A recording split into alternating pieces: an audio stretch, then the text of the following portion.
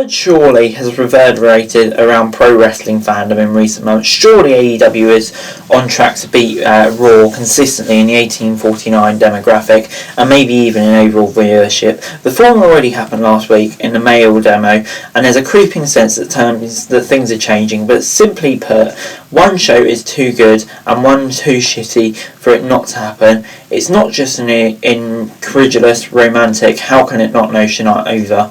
With the wild news that broke yesterday, surely has never felt more viable. But Sean Ross Sapp of Fightful and Body Slam's Cassidy Hayes, respectively, AEW are set to bring in CM Punk and Daniel Bryan. Dave Meltzer of Wrestling Observer hasn't confirmed Hayes' report, but has said on Observer Radio that all signs point to it being a done deal. It was Meltzer himself who speculated that Bryan was AEW bound a few weeks back, and the firmer report surfaced overnight. Nothing is yet official. The Punk deal in particular is always going to feel more precarious from the outside looking in. It was reported in July 2019 that neither party was on good terms.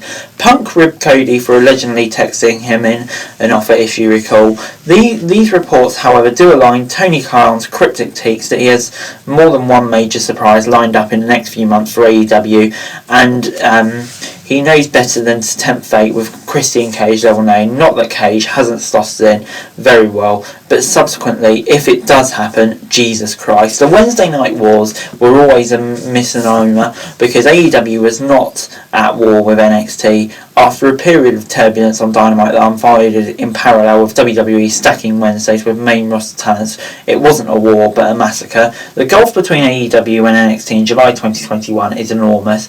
If the war itself was a bloodbath, NXT is still stained with a dark browny red. Its once hallowed reputation spattered all over the canvas. The idea that NXT is an alternative has hemorrhaged with every fire unscripted AEW promo, and now that Vince McMahon himself thinks it's in the mud, it really is in the mud. WWE positioned NXT as a chiffon in fear of AEW mounting a challenge to Raw, and this is now a reality. John Cena and Goldberg brought the boost on Monday, but how often have we been here? We've been here so long that WWE almost created its own competition. Years and years, creatively bankrupt part-timer entitlement hasn't done anything but create long-time resentment upon which Tony Khan has capitalised. And do you know what is the truly impressive part? Despite this incredible game-changing news breaking hours before Dynamite, not a single soul in the Curtis Culwell Centre hijacked the show and chanted his name, even during quieter moments, and there was quite a few on an uneven show. Frankie Kazarian and Theory's awesome Elite Hunter gimmick just didn't connect. The Andrade segment was long, confusing and underwhelming, and Britt Baker and Nyla Rose took a considerable amount of time to get going, and still the crowd did not dream of some debuts or anything like that. Even if they were not going bananas at the action, they were polite about it. There was absolutely no sense that they were waiting for some saviour figures in a win. Contrast to recent protests for Becky Lynch on WWE shows, AEW doesn't necessarily need Punk or Bryan to satisfy their base because the base is already incredibly enthusiastic about the existing product. Punk and Bryan are bonuses to a roster that has established itself as a legitimate number one on cable. MJF, Darby Allin, Britt Baker are all homegrown. AEW acts that have proven themselves capable of drawing quarter hours. Allen has generated 3 of AEW's best 4 quarters in 2021. Punk and Bryan aren't desperation signings. They are complement pieces to a puzzle WWE just can't seem to solve, irrespective of how much they counter-program or how much part-time superstars they use. Moreover, it was the thought that AEW needed something to pop ticket sales at the ambitious Grand Slam Dynamite at Arthur Ashe Stadium. This wasn't the case. Without a single match announced, with tickets going on sale weeks before the rumours emerged, a hot product shoulder show on strength itself, with the tactic promise that it was something big. There, at the time of writing, 15,999 people trust AEW to deliver something big and robust. Just to temper the expectations somewhat, neither CM Punk nor Daniel Bryan were consistently strong needle-moving TV draws when they enjoyed their maximum level of exposure. Punk, a massive merch shifter who performed well on pay-per-view as WWE oversaturated the model, toiled against the imposition of the third Raw hour when it was introduced in 2012. Bryan was was in 2014 was resisted at the top guys despite such overwhelming support from live crowds, because ratings actually dwindled on the road to WrestleMania 30. But neither man to consider a era-defining post were prevented at the tippy top. WWE never positioned Punk at John Cena's level, and were weirdly so intent on knocking Bryan off his perch. Vince McMahon never put his entire marketing machine behind either to launch the Roman Reigns babyface act, in which the rot set in. As brilliantly mapped out by Brandon Thurston of WrestleNomics, while cancelled WWE Network did not result in mass subscription cancellations, the dire events of January 25th, 2015 were a major factor behind WWE losing its TV audience. They accelerated beyond wider cable trends. The convergence of several nightmarish realities were impetus behind WWE's shocking decline. In the early to mid-2010s, CM Punk and Daniel Bryan exemplified the WWE that WWE fans wanted WWE to be in an age of vocal defiance. While that vision didn't materialise, millions plural left WWE behind. Several years have elapsed since. Those millions are not all guaranteed hot to TNT if and when Bryan and Punk debut.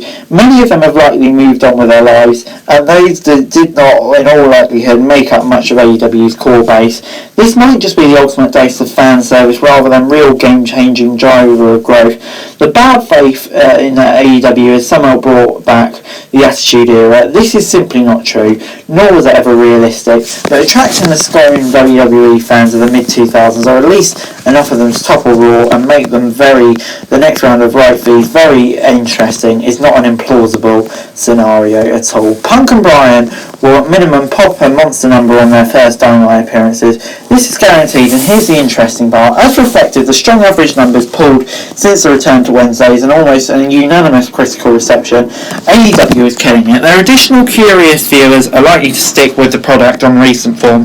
Dynamite has ruled out resuming live touring. AEW used to divide critical opinion, contrary to gotten claims that the wrestling media is in Tony Khan's pocket. AEW did tremendously well to excel during a pandemic era that somehow wasn't good if bittersweet. If it was simply very, very good, mostly, but not unanimously so. It took forever to get Miro right, and then most people hated it. For FTR's tag team run was excellent, chafed against the idea that AEW rotated its cast effectively. All Out 2020 was invited a creepy criticism that things got too wacky in a stadium stampede dragon chase by maxing out the appetite of stipulation matches. Post-Resolution 2021, beyond a middling phoned-in Friday, AEW's been on fire. AEW has established an identity after so much tiresome discourse about what it actually was. In 2021, it's simply the very good promotion that has mastered every awesome quality required to be an episodic wrestling TV show. To be awesome, excellent in-ring, quality unscripted promos, wild angles, AEW is undeniable, to use its own copy. Surely two major brief triggers will spike numbers to level that will make Vince McMahon take shit with his trousers on. CM Punk's return in particular isn't an enormous prospect. He's gone several years during which time his encyclopedic legend has only deepened. Particularly since WWE has declined so spectacularly, he is almost a soothsayer. The backstage thing was daft, but nobody will give a fuck about that or his UFC return when he cuts indecent promos. The question then extends to what Punk and Bryan can do to maintain the viewership. CM Punk can't play heel for at least a year. He could, but Tony Khan would be pissing in the wind. Nobody's going to boo him. His body will be ready. He has avoided 7 years of wear and tear, avoided 7 years of bumps and whatever, and he's only 42. He's the average age of a WWE main roster headliner, and if he can't play to his strengths immediately, he'll have a hell of a time pitching ideas for heels to get heat on him, even if he wishes he were on the other side of the ring. He was phenomenal in his day, and if there's an argument to be made that others have run with his style, it won't matter. He will exclude a megastar aura in the context of AEW, and when he does turn, there's a certain anxious beer enthusiast he can finally work with to the very best facet of his militant straight edge act. Bryan is different, however. He was presented as the upper mid-card level in WWE just before this year's WrestleMania, but in the opinion of many, including your writer, he is a superior talent. He is one of the very best pro wrestlers to ever do it. A storytelling wizard so powerful that he can get anyone over He's just a genius. He headlined WrestleMania this year. He is a big get. Time will tell how big it is though. But a better product boasting Daniel Bryan, CM Punk, Kenny Omega, Jon Moxley, Chris Jericho, Sting, Darby Allin, Hangman Page, the Young Bucks, Britt Baker, MJF, and more versus the dogshit promotion boasting Bobby Lashley, Randy Orton, Riddle, John Morrison, and Alexa Bliss. The game is changing. How can it not be?